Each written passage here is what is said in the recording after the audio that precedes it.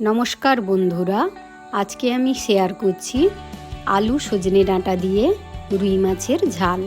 ঝাল বানানোর জন্য আমি 6 পিস রুই মাছ ভালোভাবে ধুয়ে জল ঝরিয়ে নিয়েছি। পরিমাণ মতো লবণ আর হলুদ দিয়ে মাছটা ভালোভাবে মাখিয়ে ম্যারিনেট করে কিছু সময় রেখে দিচ্ছি।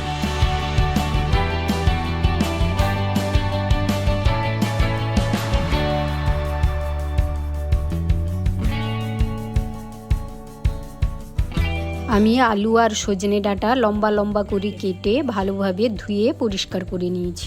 ঝালে দেওয়ার জন্য গরম কড়াইতে 2 চামচ কালো সর্ষে দিয়ে ভেজে নিচ্ছি। সর্ষেটা আমি হালকা করেই ভাজছি, বেশি ভাজা হয়ে গেলে সর্ষে তেতো লাগে, তাই বেশি ভাজবো না, হালকা করে ভেজেই নামিয়ে নিই। মাছগুলো ভেজে নেওয়ার জন্য গরম কড়াইতে দিয়ে দিচ্ছি পরিমাণ মতো তেল। তেল গরম হয়ে গেছে, এখন দিয়ে দিচ্ছি ম্যারিনেট করে রাখা মাছগুলো। মাছগুলিকে উল্টে পাল্টে এপিট ওপিট করে গোল্ডেন ব্রাউন করে ভেজে নেব।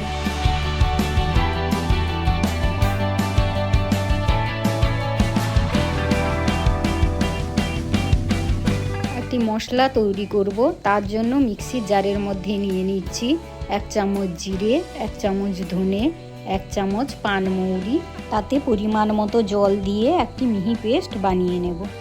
ভেজে রাখা সর্ষে ঠান্ডা হয়ে গেছে, এখন একটি হামাদিস্তার মধ্যে দিয়ে গুঁড়ো করে নিচ্ছি। মাছ ভাজার পরে যে তেলটা থেকে গেছে ওই তেলেই আমি বাকি রান্নাটা করে নেব।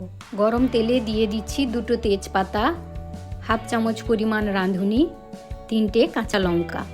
কাঁচা লঙ্কাগুলো আমি মাঝখান থেকে চিড়ে দিয়েছি, না হলে কাঁচা লঙ্কা ফেটে গায়ে তেল ছিটিয়ে আসতে পারে। ভাজা হয়ে গেলে দিয়ে দিচ্ছি কেটে রাখা আলু।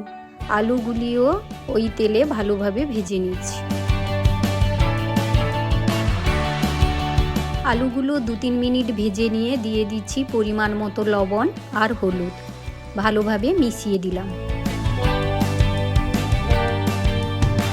এইভাবে 3-4 মিনিট ভেজে নেওয়ার পর দিয়ে দিচ্ছি সজনে ডাঁটাগুলি। আলু আর সজনে ডাঁটা সব কিছু একসঙ্গে তেলে ভালোভাবে ভেজে নিচ্ছি। সবগুলো একসঙ্গে ভালোভাবে তেলে ভাজা হয়ে গেছে, এখন দিয়ে দিচ্ছি আগে থেকে পেস্ট করে রাখা মশলা দিয়ে ভালোভাবে মিশিয়ে নিয়েছি। এইভাবে আরও 2-3 মিনিট রান্না করে নিচ্ছি।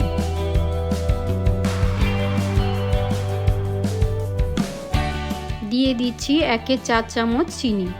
চিনিটা ভালোভাবে মিশিয়ে নিচ্ছি।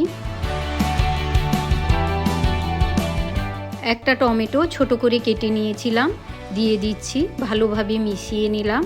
চিনির সঙ্গে টমেটোর টক ভাবটা ভালোভাবে ব্যালেন্স হয়ে যায়, এই জন্য আমি চিনি দিয়েছি, আপনারা চাইলে চিনি নাও দিতে পারেন। এখন দিয়ে দিচ্ছি কাশ্মীরি লঙ্কার গুঁড়ো। মশলাগুলো ভাজা হয়ে গেছে, এখন মিক্সির জারে যে মশলাটা লেগেছিল ওটাতে অল্প পরিমাণ জল দিয়ে ধুয়ে দিয়ে দিলাম। আরও আমার জল লাগবে, তাই আরও আমি কিছুটা পরিমাণ জল দিয়ে দিচ্ছি। ভালো করে মিশিয়ে নিয়ে ঢাকা দিয়ে ঝোলটাকে ফুটিয়ে নেব।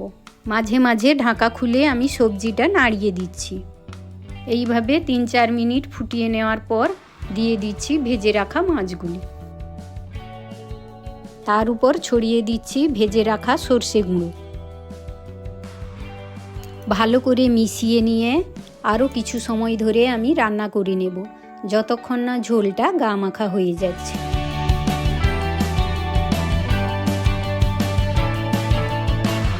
রান্না আমার কমপ্লিট হয়ে গেছে, গ্যাসের ফ্লেমটা অফ করে 2 মিনিট স্ট্যান্ডিং টাইমে রেখে দিলাম।